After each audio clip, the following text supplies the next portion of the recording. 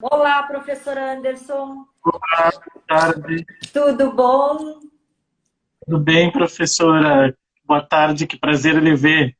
Eu Tudo. acho que a senhora estava comentando, né? Eu não sei se eu entrei no tempo certo. Agora Tudo bem? Boa tarde. eu tinha com o pessoal aí sobre o nosso curso, Pitch Redação. Estava contando Perfeito. então a eles, né, que nós temos aqui o curso Redação que neste ano completa 20 anos, com mais de 8.000 aprovados e com notas altíssimas nessa trajetória de vestibular e Enem. Né? Então, Perfeito. nós temos essa live, na verdade, nós estamos oferecendo a vocês para que vocês entendam como é o nosso trabalho, como nós nos projetamos frente aos vestibulares e tudo mais, e também para que vocês, assim, além disso, possam fazer aí no final da live, se inscrever no nosso curso com 10%. Mas é só até o finalzinho aí da nossa live. Então, nós temos aqui hoje um convidado para lá de especial, que é o professor Anderson Trindade, que é mestre pela PUC do Rio Grande do Sul em Linguística e também é doutorando pela PUC do Rio Grande do Sul, além de fazer parte de bancas de vestibulares, de importantes vestibulares, né, professor Anderson? E Importantes vestibulares e principalmente o Enem, que hoje é algo muito importante para todos os alunos, né? Pleitear aí uma vaga numa boa universidade. Então, só professor, para... seja super bem-vindo. E agora eu tenho um pouquinho a palavra com o senhor. Bom, professora Pitt, antes de mais nada, assim, quero agradecer ao convite, né, para estar aqui nesse espaço virtual. A gente sabe, assim, o quanto que a pandemia tem nos colocado a, a exigência, né, de se reinventar e também usar essas plataformas para conversar com diferentes públicos, com seus alunos, com aqueles que nos assistem, né, que estão em diferentes aí partes do país, da região de Passo Fundo, nos acompanhando.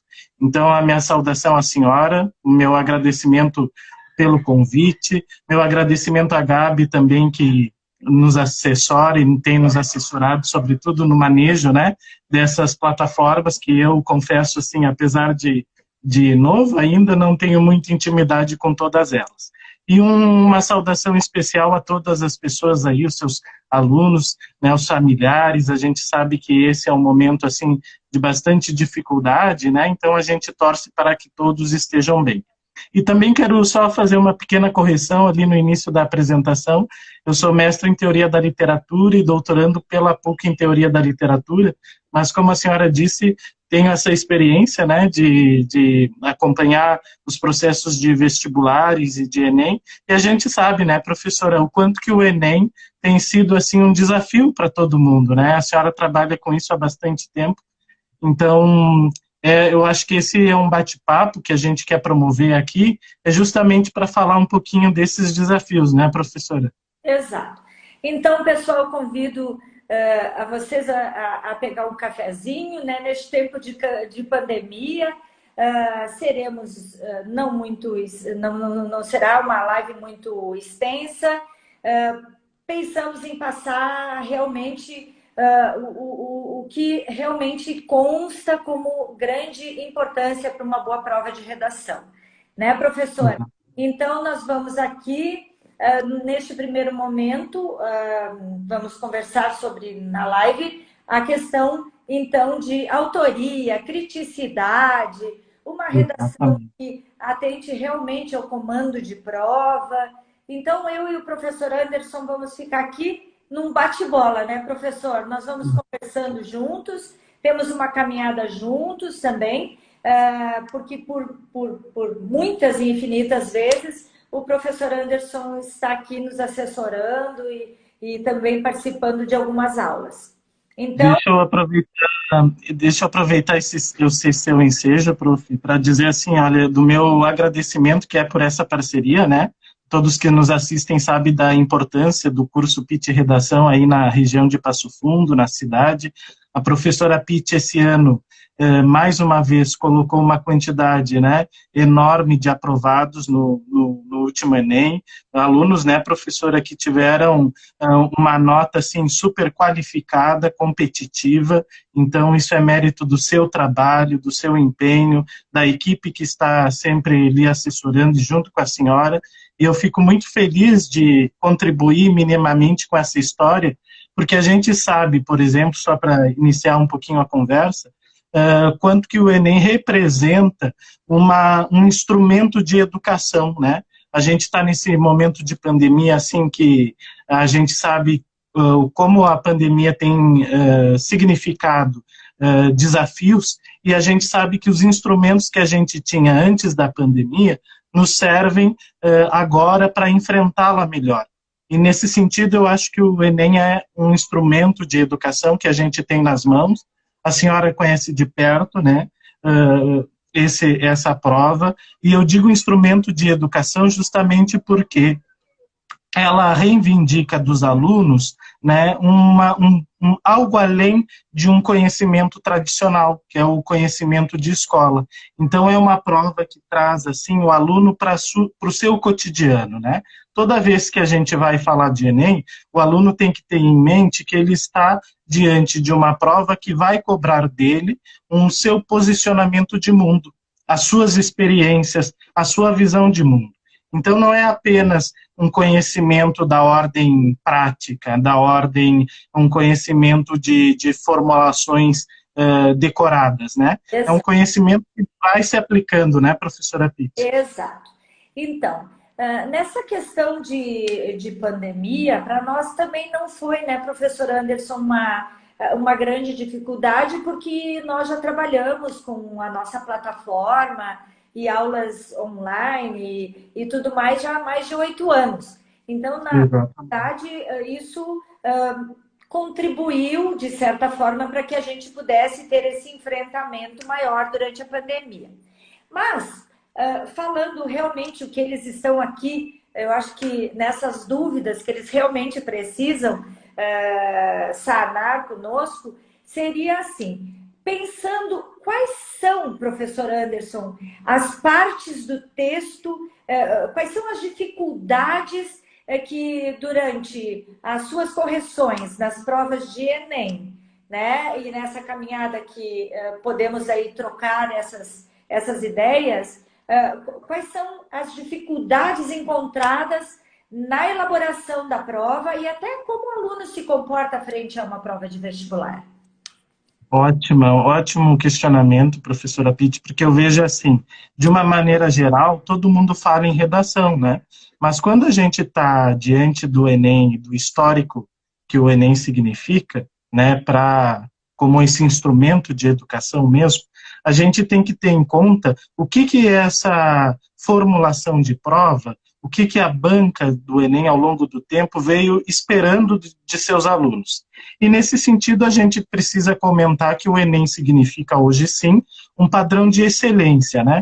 Os alunos que entram na universidades, em diversos cursos, através do Enem, e dos sistemas que se abrem pós-Enem, né, como ProUni, SISU, são alunos gabaritados, porque eles têm que enfrentar justamente uma prova que não tem uma fórmula específica, mas que sim apresenta os seus critérios.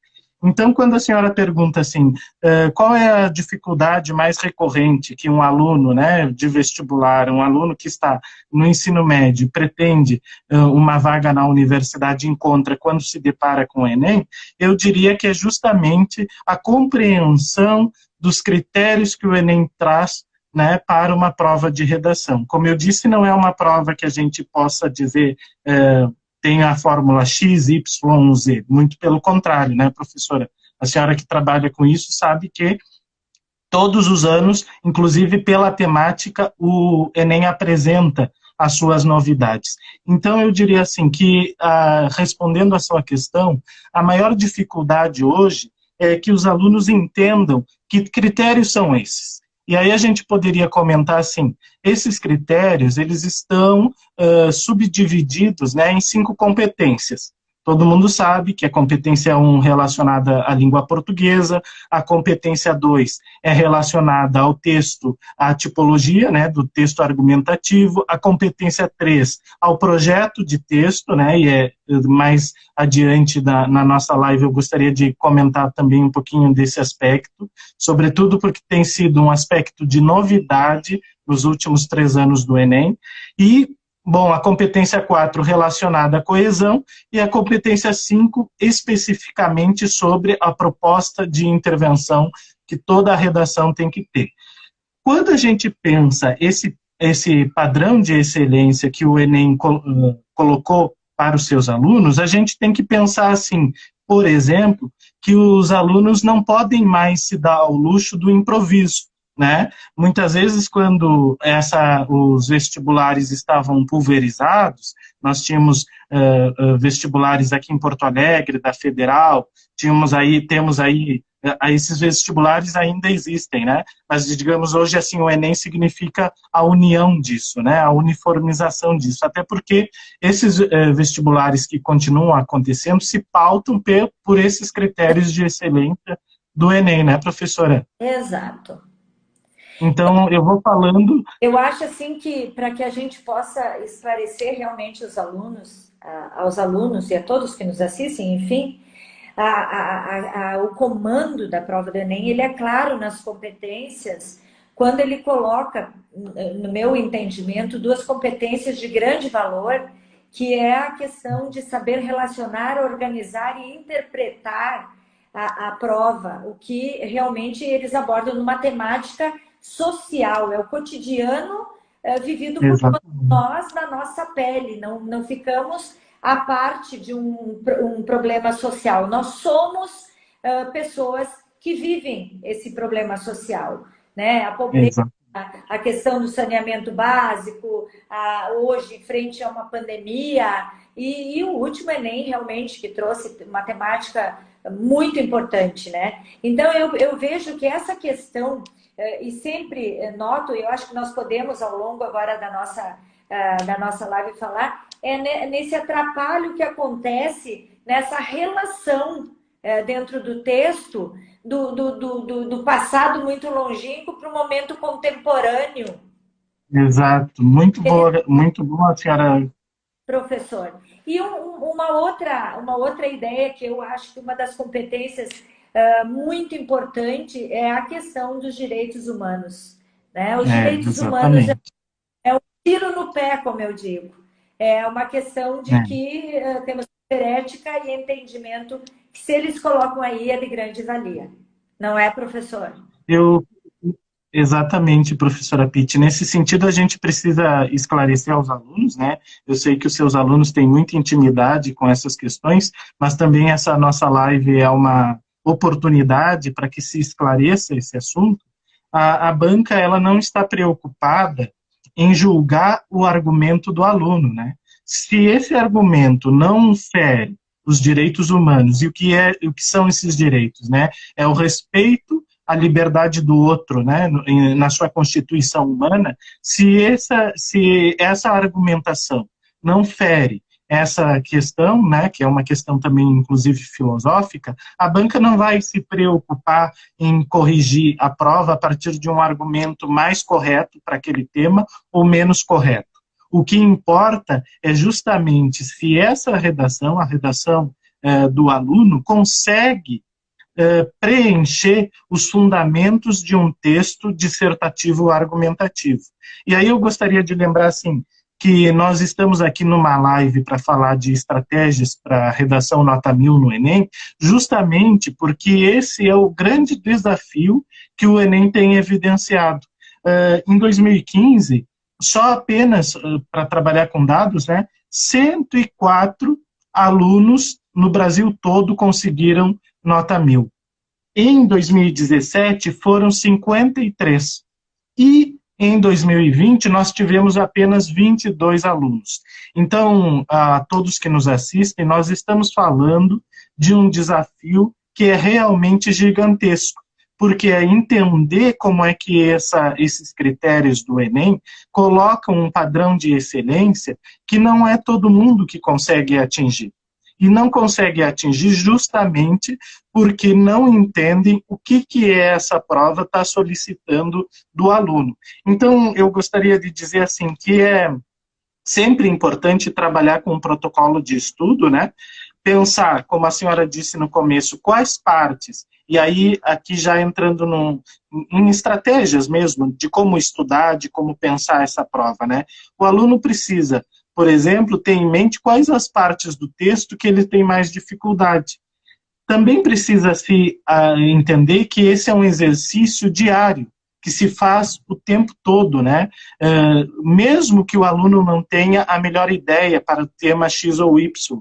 Esse é um hábito. O hábito da escrita leva à perfeição, ou conduz a uma argumentação de padrões de excelência bastante consolidados. E também uma outra questão que eu gostaria de dizer, assim, a importância que é ter na redação o feedback, né? A correção.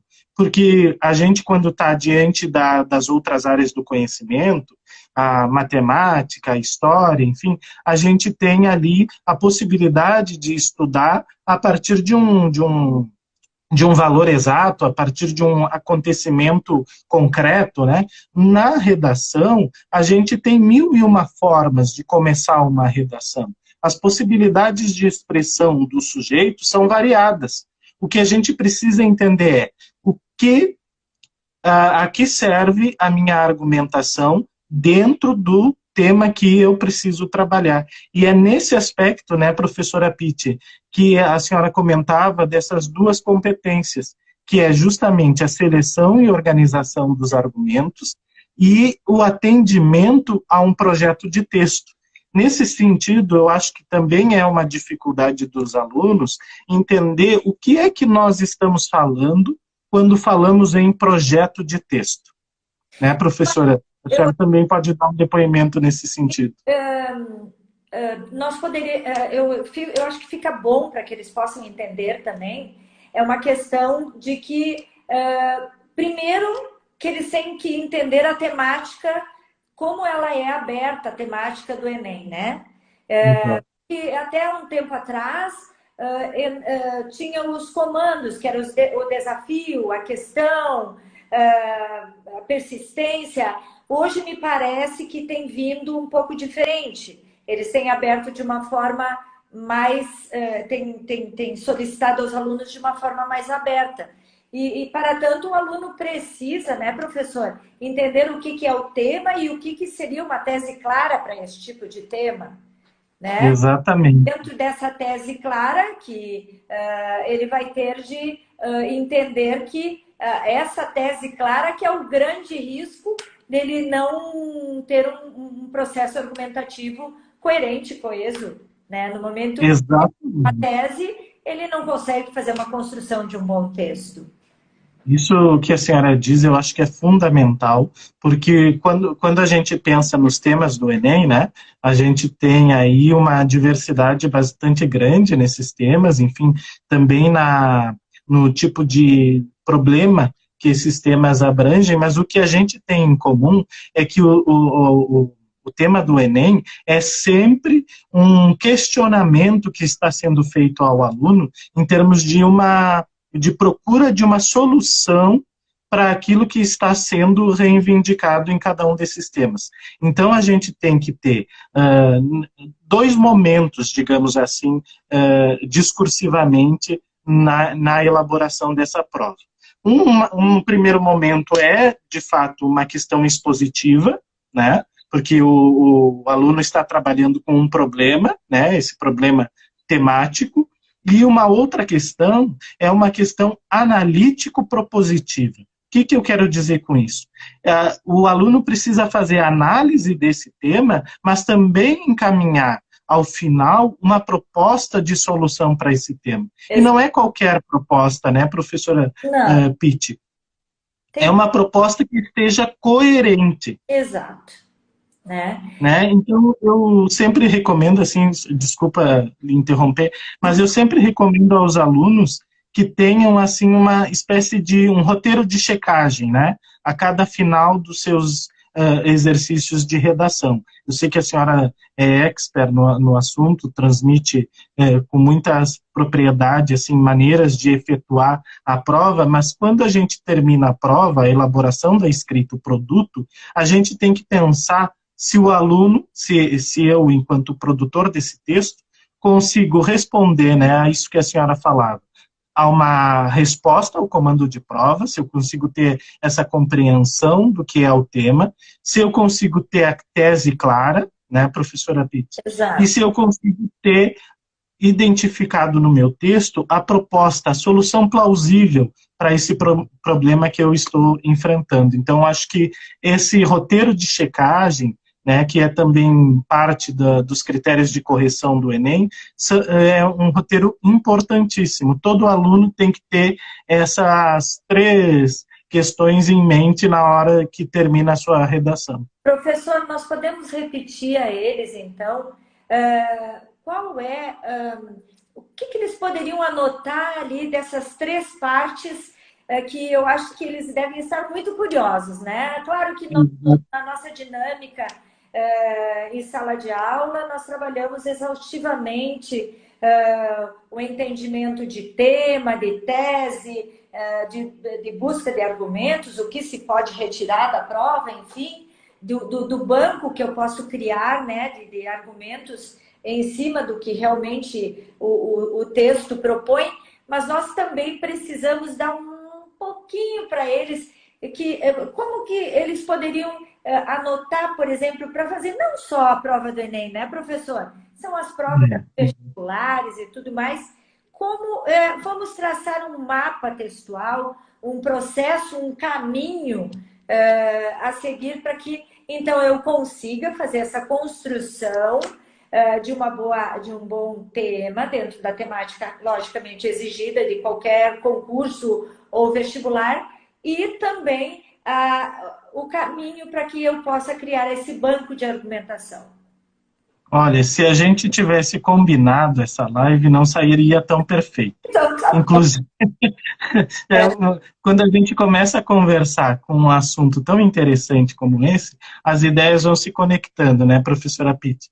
Eu, inclusive, preparei aqui, de maneira bastante rudimentar, assim, um mapa, como a senhora diz, um mapa visual, porque eu acho que isso orienta os alunos na construção desse roteiro. Eu já vou falar dele. Mas antes eu gostaria de dizer assim, olha, os últimos, eu tenho participado dos cursos de capacitação do Enem, né, quem tem feito a elaboração da prova é a Fundação Getúlio Vargas, e sempre ali em meados de outubro, eles colocam um chamamento para curso de capacitação de profissionais que queiram atuar na prova. Bom, eu tenho feito esses cursos e eu tenho identificado nos últimos 3 anos, todo mundo que participa tem a possibilidade de identificar também, que o Enem tem elaborado os seus critérios a partir dessa ideia do que é um projeto de texto. E quando a senhora fala assim, como o aluno pode visualizar, né, esse projeto de texto? Bom, o que não se recomenda nunca é que o aluno tenha a ideia que projeto de texto é dizer, bom, primeiro estou apresentando argumento X, depois estou apresentando argumento Y, e no terceiro estou concluindo de maneira tal. Não é esquemático assim. O projeto de texto, ele é justamente aquilo que está por detrás do texto. Exato. Quer dizer, é anterior ao texto. Que é a sua organização. Né? O aluno quer, na sua redação, discutir objetivamente X. Né? Por exemplo, a questão da última prova, que foi o estigma associado às doenças mentais na sociedade brasileira. Bom, se o aluno quer definir um único estigma, um único preconceito, ele precisa conduzir essa reflexão na introdução, no desenvolvimento e na conclusão. E é por isso que, pensando nesse projeto de texto, que eu preparei uma espécie de mapa visual bastante rudimentar, que eu me permito mostrar aqui na tela, não sei se todos vão enxergar, né? Conseguem enxergar bem, prof? Vira, Então, tá virada a imagem. Vira para sim, vamos ver. isso.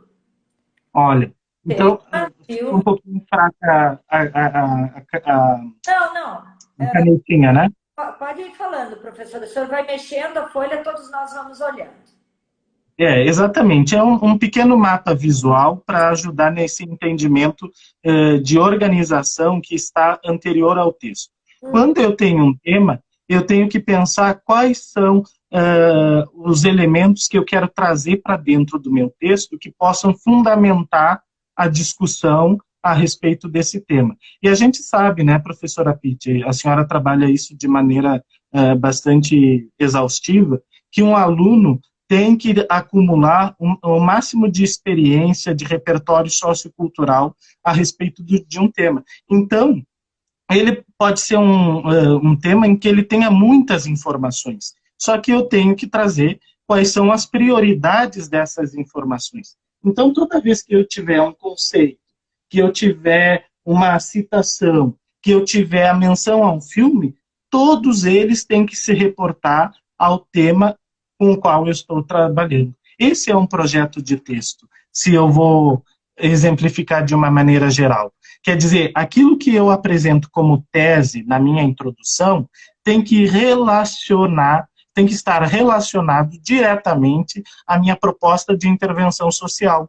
Né? Se eu estou com um tema, por exemplo, né, mencionando um pouquinho do que a senhora dizia antes, se eu tenho um tema que discute uma questão do século XX, XXI, por exemplo, as implicações do uso de redes sociais, né? Ou a manipulação, como nós tivemos no tema de 2019, a manipulação de dados na internet, né?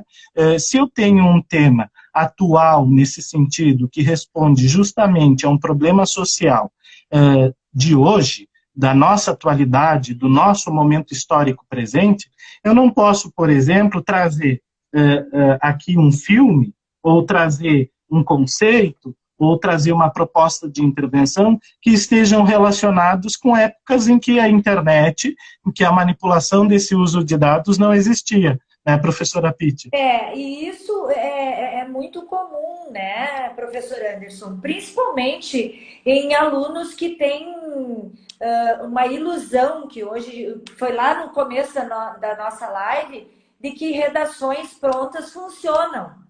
Não funcionam. Exatamente. Né? Uma citação pode não ficar bem na outra temática em função realmente disso. Né? Exatamente. Então, esse processo de repertório sociocultural vai de toda a nossa bagagem de mundo e de leituras e busca incessante de produção de texto para que a gente chegue à excelência no texto. Uma das brigas aqui sempre que se diz a ideia é de que os nossos alunos cuidem muito isso. Né? Que não é qualquer exemplo dentro de uma redação que vai funcionar naquela temática. Então, aí, os alunos precisam, quem está nos assistindo, inclusive professores que eu vejo entrando aqui, que os alunos precisam entender, né? Que não se pode ter redação pronta. A gente precisa ter um processo de construção argumentativa para convencer e relacionar e se posicionar dentro de uma temática. O seu comentário me enseja a pensar uma outra questão, que também é uma questão que eu gostaria de trazer aqui para a nossa conversa, que é a diferença entre autoria e originalidade de um texto, né? Exato. Então, só para me deter um pouquinho nesse comentário que a senhora fez. Bom, a gente sabe que a internet hoje é um espaço muito rico, né, de informações, mas também, às vezes, um espaço um pouco problemático, porque acaba aceitando um universo de ideias sem um filtro necessário. Então, a gente, quando trabalha com o Enem, e quando trabalha assim, com a produção discursiva, produção textual, para bancas, concursos, vestibulares, Enem, a gente tem aí muito material, né, plataformas de ensino trabalhando com uma espécie de fórmula, de listas, de esquemas, né? Então, a gente poderia fazer, assim, inclusive uma estatística de quais são os autores do mundo ocidental, né, da história, da filosofia, mais citados pelos estudantes. Essa estatística só é possível porque há justamente uma recorrência, né, um uso, digamos assim, automático de ideias.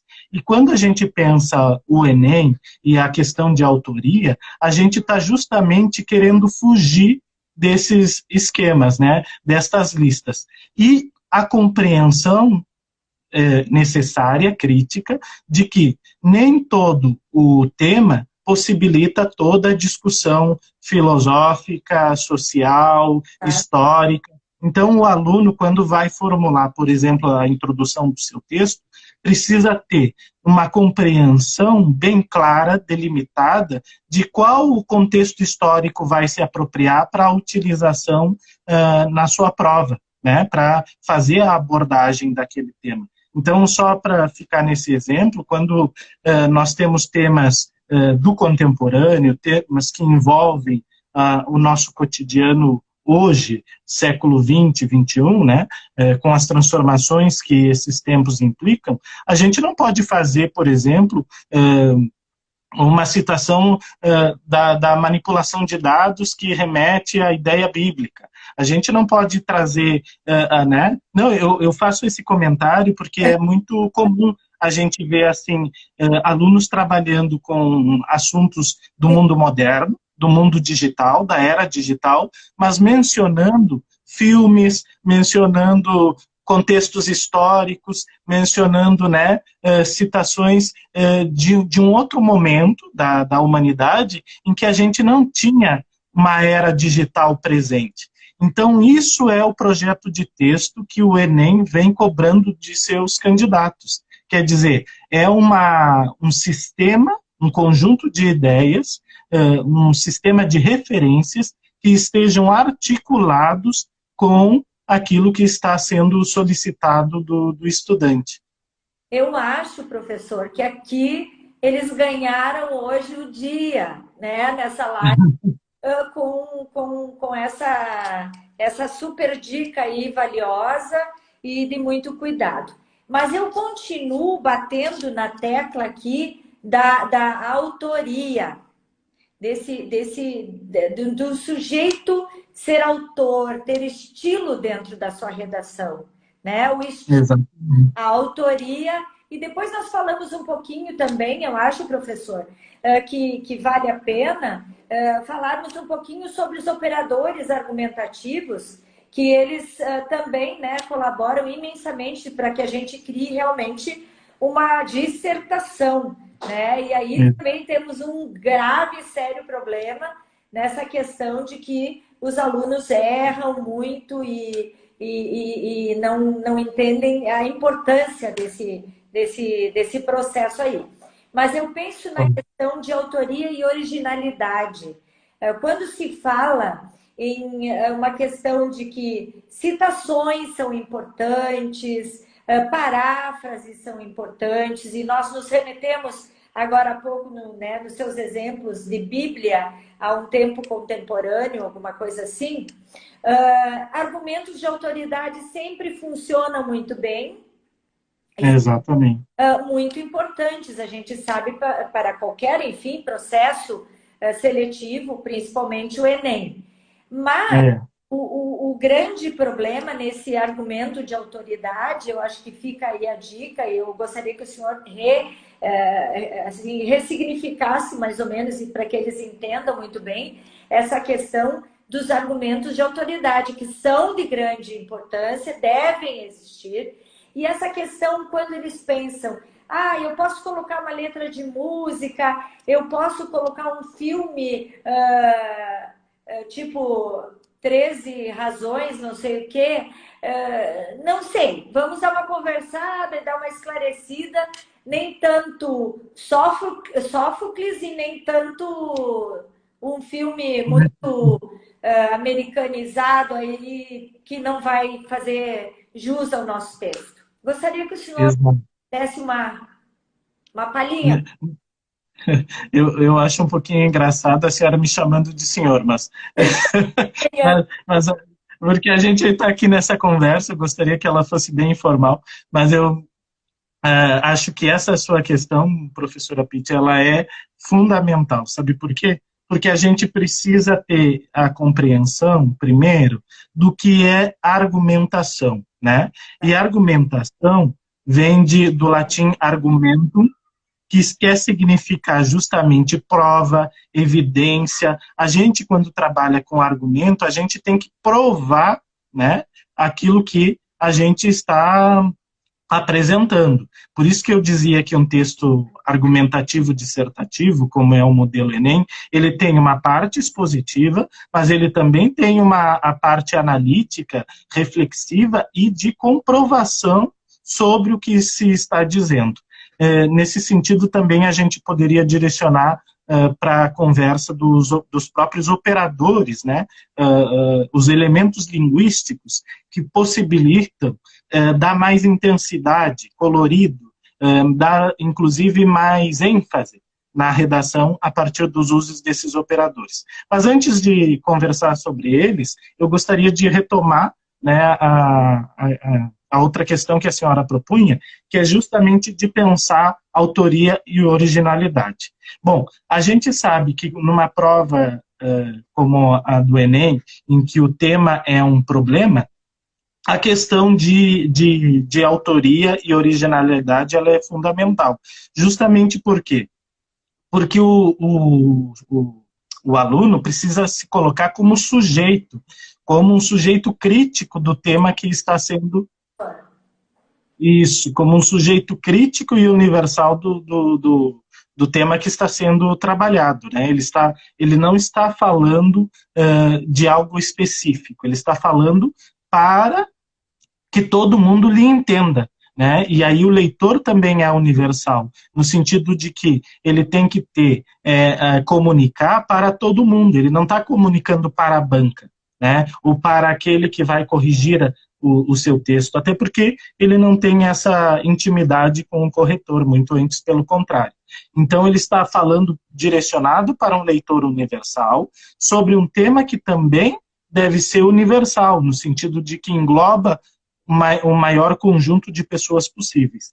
Nesse sentido, não se espera que o aluno tenha originalidade, porque originalidade é dizer aquilo que ninguém disse, né? E isso a gente, quando trabalha com temas sociais, é impossível ter essa originalidade, porque justamente, sendo um problema, especialistas, cientistas, filósofos se detêm sobre esse problema, né? Então, pessoas, autores, antes desse aluno, disseram e tematizaram esse tema. Então, o que se espera do aluno é que ele tenha autoria. E a autoria, eu recorro aqui a um intelectual que eu gosto muito, né? A um filósofo, semiólogo, enfim, que é Roland Barthes, pensou, junto com Foucault, a França dos anos 60, do século XX, pensou a moda, pensou também a literatura, pensou também o discurso enquanto produção de conhecimento mesmo, né? E Roland Barthes dizia que a autoria é o prestígio pessoal de um indivíduo a serviço do texto. Ou seja, quando a gente tem essa noção de autoria, a gente tem que entender que a pessoa que escreve, o autor, né, aquele que escreve, ele tem que colocar um maior conhecimento possível a favor do seu ponto de vista. É por isso que ele vai usar desse seu prestígio pessoal, porque ele vai convocar diferentes teóricos, vai convocar diferentes repertórios socioculturais para que fundamentem o seu ponto de vista.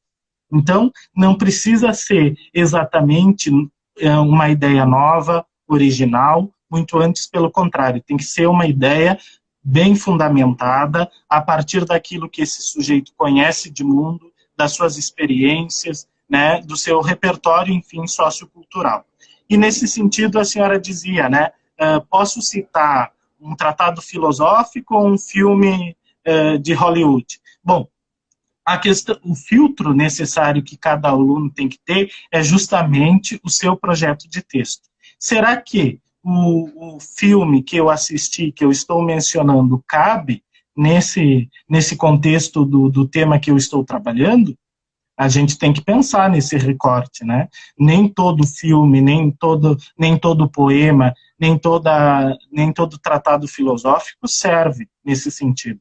Mas, evidentemente, que a banca não vai se deter apenas num conhecimento canônico, né, num conhecimento tradicional. O aluno pode citar, eu já vi mais de uma vez, aliás, na internet a gente tem a exposição das redações nota 1000, essas 22 redações que obtiveram nota 1000 o ano passado estão à disposição de todo mundo nos sites, né, na internet. Então, nessas redações a gente consegue observar com clareza que os estudantes, né, os candidatos, eles tanto se utilizaram de um repertório sociocultural tradicional, né, e aí eu falo da literatura, eu falo da história, eu falo da filosofia, eu falo da ciência moderna como um todo, mas também se utilizaram de um gosto pessoal, de músicas, de filmes que assistiram, né, citações, de fato, desse repertório de cultura amplo que cada um de nós temos à disposição. E é justamente o aproveitamento desse repertório, né, eu associando, por exemplo, Foucault com uma novela da TV Globo, né, uma novela ou uma música, né, associando um poema de Balzac a um trecho de um livro de Balzac a uma série da Netflix, desde que estejam adequadas ao tema, é justamente essa relação de ideias que vai indicar a autoria do meu texto, porque eu estou trazendo esses elementos como prestígio para o meu texto. Eu vou lhe interromper um pouco, porque aí eu não esqueço, e eu acho que deve ficar anotado aí, é a questão da relação. Nada muito solto, não é? O problema também que eu encontro nas produções de textos é que não há relação. Se joga citações, argumentos de autoridade, enfim, e eles ficam soltos sem linkar. Então, a gente volta novamente à questão do projeto do texto. Professor Anderson, nós temos mais uns minutinhos, que a nossa live, infelizmente, passou rapidinho, mas nós podemos falar sobre... rapidinho, porque depois nós vamos abrir para algumas perguntas, para que alguém que queira nos fazer algumas perguntas, estamos à disposição dos operadores argumentativos rapidamente, numa ideia de qual é a grande importância de um operador argumentativo, e vamos fazer uma ideia para eles entender o que é realmente operador argumentativo, quais os nomes, a nomenclatura que se dá para o operador, são muitos nomes, mas todos eles têm a função de operar em favor de um texto dissertativo argumentativo. Então, também deixo para o mestre dos mestres dar uma conversada aqui com vocês. Capaz, isso é bondade sua, professora. Mas é justamente quando a gente trabalha com um tipo de texto, a gente está falando de um gênero, né? O gênero argumentativo dissertativo, que é diferente de um gênero narrativo, que é diferente de um gênero descritivo, que vai ser diferente de um gênero expositivo. Então, para cada gênero, a gente tem, evidentemente, digamos assim, famílias de palavras, né, que vão ajudar no nosso procedimento discursivo.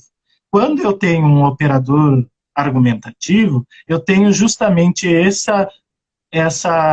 esse grupo, né, de termos, de palavras, que vão ajudar na exposição do meu argumento, mas justamente relacionado com aquilo que a senhora comentava antes, que é a intersecção, né, que é o diálogo, né? Então, como é que eu posso usar esses operadores argumentativos, né? A gente tem aí eu não vou me estender aqui, mas a gente tem operadores argumentativos que são explicativos, a gente tem operadores argumentativos que são causais, a gente tem operadores argumentativos que são de alternância. Então, a língua portuguesa, de fato, ela oferece possibilidades variadas da gente mostrar qual é a intenção do nosso texto. Antes de terminar o assunto, assim, rapidamente, porque a gente está aqui, né, eu acho que o melhor é que a gente está aqui apresentando apenas a cereja do bolo. O bolo completo a gente oferece em sala de aula, né? Então, nós não vamos resolver os problemas do mundo numa live de 1 hora. Mas eu gostaria de me mostrar, assim, um exemplo, tá? Para tornar bem concreto isso que eu estou falando. Eu poderia dizer assim, usar 3 argumentos. O Brasil, maior país da América do Sul, tem grande população. Segundo argumento. Terceiro argumento, poderia dizer que está como a 10ª economia do mundo. Então, veja, quando eu digo o Brasil, maior país da América do Sul, eu estou fazendo aqui um argumento que tem uma ordem geográfica, né? Tem grande população, um argumento demográfico, né? Então, estou relacionando áreas do conhecimento. E está como a 10ª economia do mundo, bom, é uma questão de matemática, de economia mesmo, né? Como representativo da importância do Brasil dentro de um sistema econômico.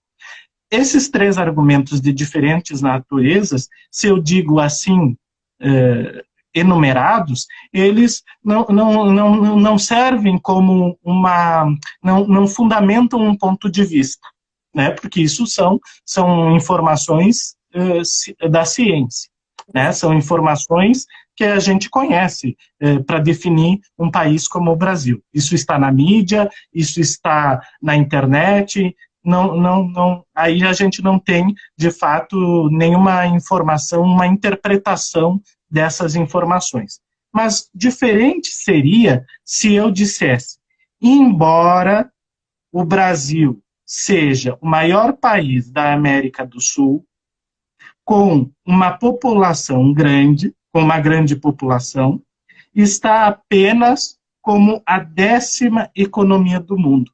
Veja que com o uso Exatamente, com o uso desses operadores argumentativos, concessivos, quais sejam o embora e um de quantidade apenas, eu estou fazendo a interpretação desses fatos, porque eu estou dando um valor a essas informações que tem um caráter negativo ou um caráter menos qualificado, né, para essas informações. Eu estou interpretando essas informações.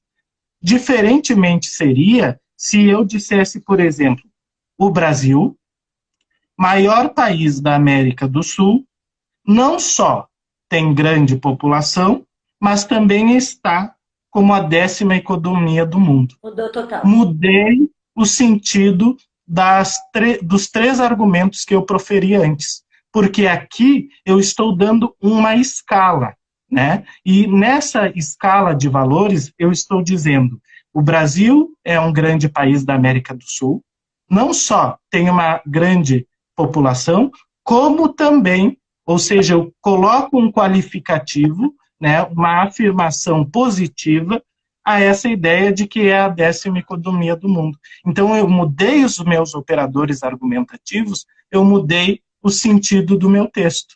E aí, uma informação que antes poderia ser negativa, agora se torna, inclusive, uma informação, uma argumentação positiva. Exato. Veja, os operadores argumentativos têm essa função no texto, né?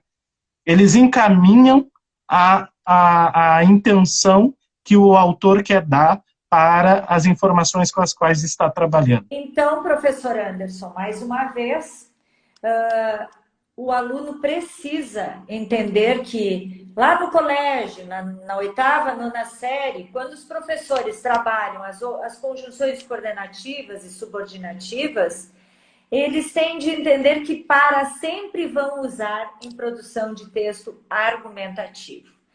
Nós vamos Exatamente. fazer agora, nós gostaríamos de conversar muito mais tempo com todos, né, que estão nos ouvindo, nos assistindo, enfim, mas é a cereja do bolo, né, professor? Aqui Exatamente. nós estamos, então, à disposição de todos os alunos. Para os cursos presenciais voltam nessa semana que vem, né? Foi Opa. liberado, então podemos voltar.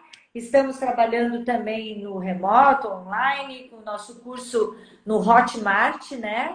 Temos aí o Uhum. Hotmart, 10 módulos de redação, e depois o aluno pode continuar, então, com as correções, com as produções de textos aqui do curso.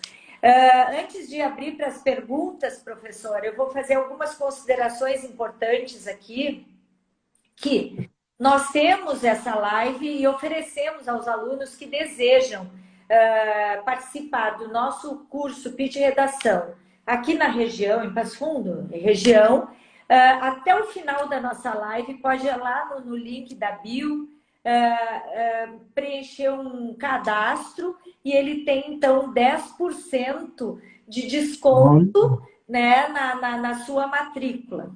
Além disso, quero também convidar os alunos que têm interesse, que venham conhecer o nosso curso, que marquem uma aula experimental, enfim, e não deixar de também procurar lá no Hotmart o nosso curso EAD, né, professor? Olha. Então, nós vamos fazer o seguinte, nós vamos só fazer uma...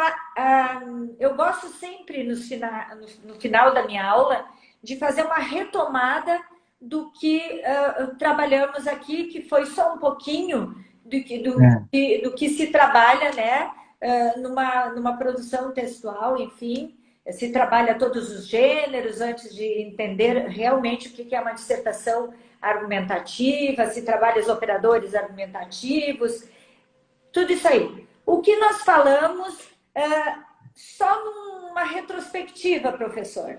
Tema, tese, o mapeamento do nosso texto e rapidinho nós abrimos para as perguntas. Bom, então essa live eu quero agradecer, né? Antes das perguntas, quero agradecer de novo, dizer assim o quanto que a senhora é uma referência, inclusive para o meu trabalho, porque eu sei da sua, acompanhei a trajetória, assim, há algum tempo e sei do seu compromisso com os seus alunos. Bom, nós aqui falamos basicamente do que tem sido a novidade do Enem nos últimos 3 anos, que é essa ideia, esse conceito de projeto de texto. Né? Então, um projeto de texto que o aluno precisa apresentar na hora da sua prova é justamente relacionando a tese, né, ou a resposta do comando de prova, à tese e a sua proposta de intervenção social. Essas partes, digamos assim, esses aspectos de qualquer redação precisam estar muito bem costurados para que a banca consiga ver que eu tive que eu estipulei um objetivo e que ao final do meu texto eu fui capaz de cumprir com aquele objetivo prometido. Então, a todos que nos assistem, aos alunos, eu acho que essa é o grande desafio, né, para esse Enem que todo ano se reformula. É justamente entender que critério é esse de excelência que está sendo exigido quando a gente fala em projeto de texto. Exato. Então, a todos os nossos telespectadores, né, a todos que estão nos assistindo nessa live, o nosso imenso agradecimento para que, então, né, foi um momento que nós colocamos o nosso trabalho, que amamos o que fazemos, né, professor? Então, agora, neste momento, se tem alguma pergunta que a gente possa responder, então estamos aqui à disposição de vocês. Antes de terminar, então, professor, um imenso abraço, né? Meu amigão, não vou chamar de senhor, porque estamos nessa amizade de parceria aí já há muitos anos e temos uma coerência de trabalho e o mesmo estilo, a mesma forma de entender, né, como devemos tratar nossos alunos, enfim, e trabalhar. O meu imenso agradecimento, tá, professor? E que a Realmente, parceria seja para toda uma vida, se não de trabalho, numa grande amizade. Muito, muito obrigada por viu? este momento aí, tá? E agora, então, estamos aqui à disposição. Vamos ver se vai sair alguma perguntinha aí do pessoal. É, então, prof, enquanto o pessoal vai. Às vezes as pessoas ficam tímidas, né? Vamos ver se alguém se encoraja. Só estão nos elogiando. Ótima Ah, live, melhores. Tem vindo assim, que bom. ótimo, ótimo. Vamos ver. Mas vamos ver, tem alguma perguntinha? Quem é que se anima? Dou-lhe uma. Então, eu acho que vamos ficando então por aqui. O pessoal não está muito, está meio tímido mesmo de fazer alguma pergunta, mas também pode de repente entrar em contato com o nosso curso para que a gente possa responder mais pessoalmente. Então, muito obrigada pela noite que se inicia aí, pelo dia que foi maravilhoso, que podemos então nos encontrar aqui, podemos nos encontrar. E um beijão então a todos. Um beijo, professor Anderson. E Um beijo. ao lá tem até agora, neste minuto, para entrar lá e um desconto de 10% na nossa matrícula. Tanto de qualquer curso, ensino fundamental ou a questão de redação nota máxima também. Tá? Tá bom, então. Até um outro dia. Um beijo a Tá? todos.